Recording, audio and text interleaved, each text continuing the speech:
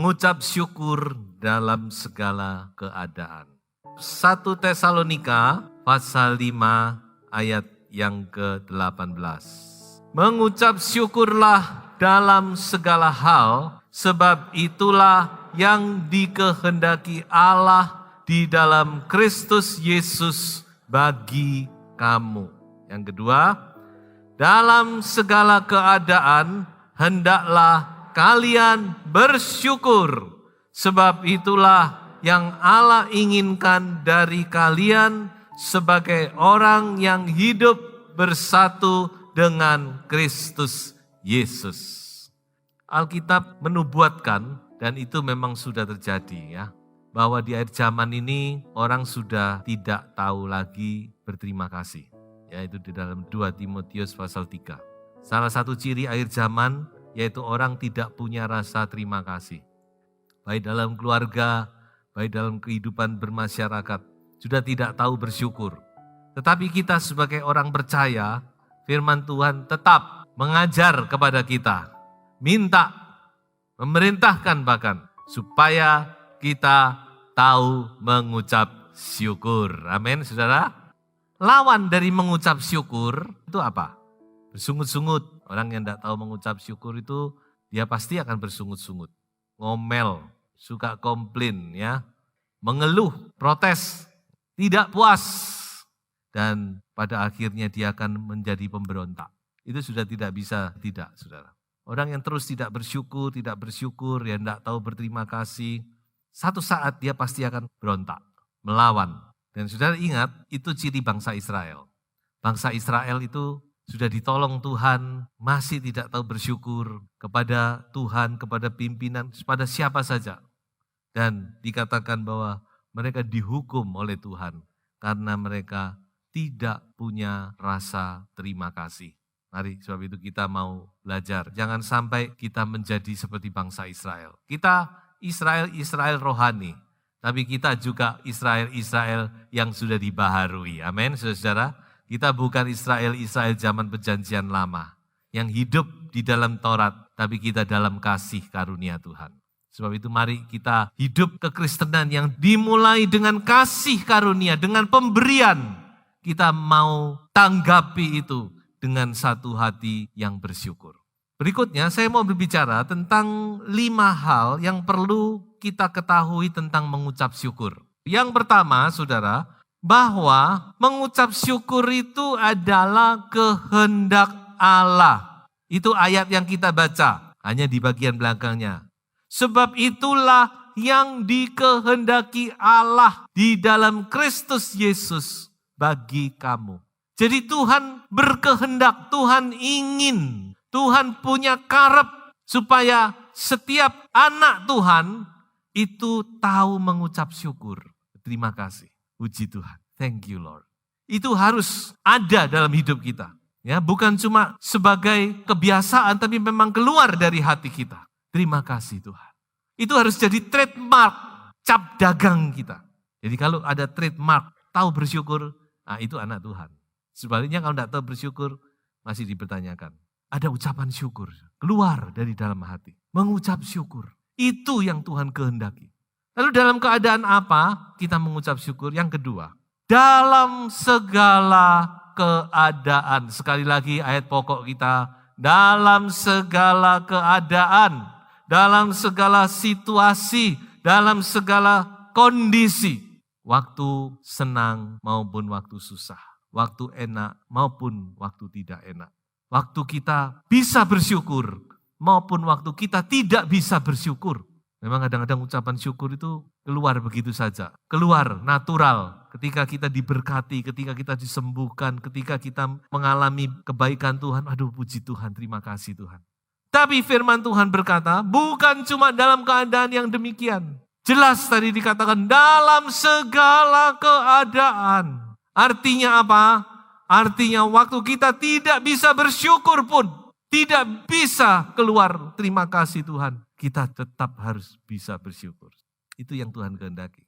Kalau dalam keadaan yang enak bersyukur itu bukan masalah sudah. Justru bagaimana waktu kita diperhadapkan dengan situasi yang sulit, Tuhan juga menghendaki kita bisa mengucap syukur. Saya katakan demikian, saudara. Orang yang tahu bersyukur, dia akan selalu menemukan alasan untuk bersyukur. Dan sebaliknya, orang yang tidak tahu bersyukur, dia selalu punya alasan untuk tidak puas. Selalu dia bisa mencari kelemahannya, kekurangannya, yang membuat dia tidak puas, ngomel, kritik, dan sebagainya. Itu yang saya maksud dengan dan sebaliknya. Tapi orang yang hatinya tahu bersyukur, dipenuhi dengan rasa syukur, dia selalu punya alasan. Walaupun sepertinya sudah tidak ada alasan. Selalu ada reason, ada satu yang bisa dia angkat untuk dia mengucap syukur kepada Tuhan. Amin. Paling tidak kalau kita masih hidup itu kita bersyukur, bukan? Kalau saudara ada, masih bisa sehat, tak kurang satu apapun, itu sudah satu alasan untuk kita bersyukur. Makanya firman Tuhan tidak berlebihan ya. Kalau Tuhan itu minta supaya dalam segala keadaan kita tetap bersyukur. Yang ketiga, pengucapan syukur itu adalah manifestasi dari iman. Ini sudah mungkin tidak sadari ya. Orang yang bersyukur itu sebenarnya dia mengungkapkan bahwa dia ini orang yang punya iman. Mengapa saya katakan demikian? Kalau dia tidak punya iman, dia pasti tidak akan bisa mengucap syukur kepada Tuhan. Iman apa yang saya maksud di sini? Yaitu iman bahwa Tuhan itu baik. Percaya bahwa dia itu baik. Sen, pen, wei, sat. Kalau dalam bahasa Mandarin itu pakai kata sen, pen. Pen itu memang sesungguhnya adalah baik. Dan itu tidak bisa berubah. Tuhan yang baik ini karakter Tuhan yang tidak bisa berubah. Dalam segala keadaan, saudara-saudara, dia adalah Allah yang baik. Amin, saudara-saudara. Walaupun kadang kita tidak mengerti kebaikan Tuhan itu. Tapi kebaikan itu tidak bisa berubah. Makanya ada ayat berkata segala sesuatu itu bekerja bersama-sama mendatangkan kebaikan. Karena memang yang bekerja adalah Allah yang baik adanya. Kita percaya walaupun kadang kita tidak mengerti. Itulah iman. Dan iman itu dimanifestasikan dengan ucapan syukur kita. Yang keempat, bersyukur, orang yang tahu mengucap syukur itu memuliakan Tuhan. Itu kata pemazmur. Siapa yang mempersembahkan syukur sebagai korban, ia memuliakan aku. Kata yang paling sakti, yang paling dasar, yang paling penting, itu kata apa? Kalau saudara ngajar anak, kata apa yang pertama-tama saudara ajar? Salah satunya kata apa? Terima kasih. Betul saudara? Thank you. Terima kasih. Kita bersyukur dengan kata Indonesia, terima kasih. Itu hebat loh saudara. Tidak ada bahasa lain yang seperti bahasa Indonesia. Terima kasih. Kenapa kok terima kasih? Karena kita sudah mendapat kasih. Betul? Sudah diberi itu kan kasih. Sudah terima kasih. Saya terima kasih-Mu. Jadi ketika kita mengucap syukur terima kasih Tuhan. Artinya apa? Kita menghargai bahwa kita sudah menerima kasih Tuhan. Amin, saudara. Ya, makanya ajar. Dan jangan terlalu mahal terima kasih.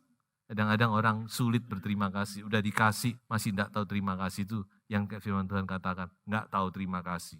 Bersyukur, orang yang tahu bersyukur itu dia tahu menghargai. Dia menyadari bahwa semua yang dia terima itu adalah kasih Tuhan. Kasih karunia Tuhan. Sebab itu dia berkata, terima kasih Tuhan. Saya itu dikatakan tadi, bersyukur itu memuliakan Tuhan. Ketika kita bersyukur, Tuhan berkata, dia memuliakan aku. Dia menghargai berkat-berkat yang aku beri. Kita menyadari, kita menghargai bahwa apa keadaan kita ini adalah karena kasih karunia Tuhan. So itu terima kasih Tuhan. Bersyukur itu memuliakan Tuhan. Dan yang kelima, ucapan syukur itu melepaskan kuasa Allah. Kita tidak sadar, ada aura positif dalam pengucapan syukur itu. Kita memberikan suasana, membangun satu lingkungan, membangun satu keadaan di mana kuasa Allah itu bisa bebas bekerja, melepaskan kuasa. Makanya saya katakan ucapan syukur itu bagaikan tanah yang subur yang membuat kuasa Allah dapat bebas bekerja di dalam situasi dan kehidupan kita. Ketika kita menghadapi masalah persoalan, saudara ngomel, saudara tidak puas, saudara bersungut-sungut, saudara menyalahkan orang, menyalahkan suami, menyalahkan istri, menyalahkan anak-anak, menyalahkan pemimpin-pemimpin. Maka saudara, saya katakan masalah itu tidak akan kunjung reda. Mungkin akan semakin parah. Tapi coba saudara mulai bersyukur. Cobalah, buktikan. Saudara mulai bersyukur. Cari, tadi saya katakan kan, cari alasan untuk bersyukur. Pasti ada alasan untuk bersyukur. Mungkin saudara merasa anak saudara tidak bisa diatur begini. Pasti ada alasan saudara mensyukuri anakmu. Nanti saudara akan lihat dengan saudara mengucap syukur itu, Tuhan akan mulai bekerja. Kenapa? Karena Tuhan berkenan. Itu yang dikehendaki. Kalau Tuhan berkenan, pasti Tuhan akan campur tangan. Dia akan mulai bekerja. Mendatangkan kebaikan. Bekerja, menyelesaikan masalah saudara. Menolong saudara. Makanya sudah saya katakan ucapan syukur itu melepaskan kuasa Allah. Saya akan akhiri dengan satu topik lagi, yaitu kita akan melihat dari kitab Injil, pengucapan syukur dari Tuhan Yesus Kristus. Ternyata Tuhan kita adalah Tuhan yang tahu bersyukur. Baik yang tercatat maupun yang tidak tercatat tentunya. Dalam doa-doanya kepada Bapa. Mari kita melihat yang pertama, mengucap syukur walau hanya sedikit. Kita baca saja ayatnya. Markus 8 ayat yang ke-6. Lalu ia menyuruh orang banyak itu duduk di tanah. Sesudah itu ia mengambil ketujuh roti itu, mengucap syukur, memecah-mecahkannya, dan memberikannya kepada murid-muridnya untuk dibagi-bagikan. Dan mereka memberikannya kepada orang banyak. Saudara perhatikan, 2 kali Tuhan Yesus mengadakan mujizat multiplikasi. Yang pertama dengan 5 ketul roti dan 2 ekor ikan. Memberi makan 5.000 orang laki-laki dan wanita anak-anak tidak terhitung. Tapi yang kedua juga terjadi dengan 7 roti, memberi makan hampir sama. 4.000 orang laki-laki, belum terhitung orang wanita dan anak-anak. Dan kalau saudara perhatikan di dalam firman Tuhan, itu selalu Tuhan Yesus memulai dengan apa? Mengucap syukur. Apa yang mau disyukuri? Roti cuma segini dimakan dewek enggak warak kok. Tapi saudara perhatikan, ketika Tuhan Yesus bawa kepada Bapa, dia mulai dengan mengucap syukur. Tuhan terima kasih buat berkat ini. Terima kasih. Sedikit, tapi ini adalah berkat. Walau cuma sedikit, dia syukuri. Dan apa yang terjadi saudara? Ketika berkat itu mulai dipecah. Dan semua orang makan sampai kenyang, bahkan ada lebihnya. Haleluya. Berapa banyak kali kita tidak bisa bersyukur. Wah, cuma gini tok. Jangan pandang ringan. Berkat yang Tuhan beri. Sebab bagi Tuhan tidak ada yang mustahil. Walau hanya sedikit. Ketika saudara syukuri dengan segenap hatimu, berterima kasih. Dan saudara mulai pakai berkat itu. Mulai bagi-bagikan. Mulai saudara kelola itu dengan kesungguhan hati. Maka itu akan memberi makan banyak orang. Karena yang besar itu dimulai dari yang kecil. Saudara, amin. Ini memberi satu pelajaran kepada kita. Walau hanya sedikit, jangan dipandang ringan. Mulai syukuri saudara. Apa kemampuan saudara yang Tuhan beri. Berkat yang Tuhan beri. Coba itu dilaksanakan, dilakukan dengan ucapan syukur. Maka saya percaya mujizat ini masih akan Anda dan saya alami. Yang kedua, Tuhan Yesus mengucap syukur atas hal-hal atau orang-orang yang kecil atau yang sederhana. Ada satu saat Tuhan Yesus berdoa, Bapa terima kasih karena Tuhan sudah memberkati. Bukan orang-orang yang hebat, tapi orang-orang yang sederhana ini. Orang-orang yang kecil ini. Dalam bahasa asli kata kecil di sini dipakai kata baby, bayi-bayi. Saya katakan ini adalah bukan cuma orang tapi hal-hal yang kecil. Bersyukur saudara. Kita ini seringkali hanya melihat hal-hal yang besar ya.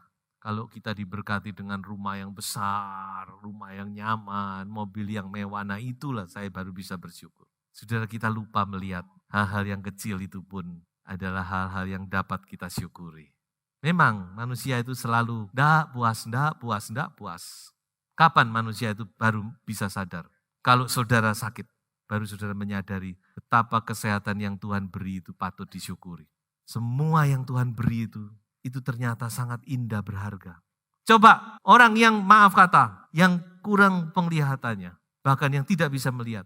Kalau dia bisa melihat seperti yang kita lihat sekarang ini, itu sudah bersyukur seumur hidup. Tapi kita yang bisa melihat, bisa menikmati, bisa semua, kita tidak tahu bersyukur. Orang yang tidak bisa nafas, saya sudah banyak melihat orang yang sudah nafasnya sudah dibantu dengan respirator, baru ngerti. Nyata nafas itu, kalau kita bisa menghirup itu, betapa itu hal yang patut kita syukuri. Ayo semua menghirup ya. syukur ya. Bersyukur atas hal-hal yang kelihatannya kecil dan sederhana. Bersyukur walau belum melihat. Ini kasusnya waktu Tuhan Yesus berdoa di pinggir atau di depan kuburan Lazarus. Coba kita baca ya. Yohanes 11 ayat 41.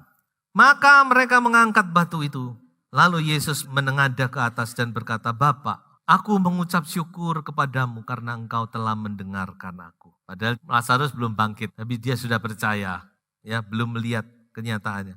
Aku tahu bahwa engkau selalu mendengarkan aku. Dan seterusnya. Bersyukur. Walau belum melihat jawaban doa saudara. Melihat kenyataan. Tuhan Yesus masih belum melihat Lazarus dibangkitkan.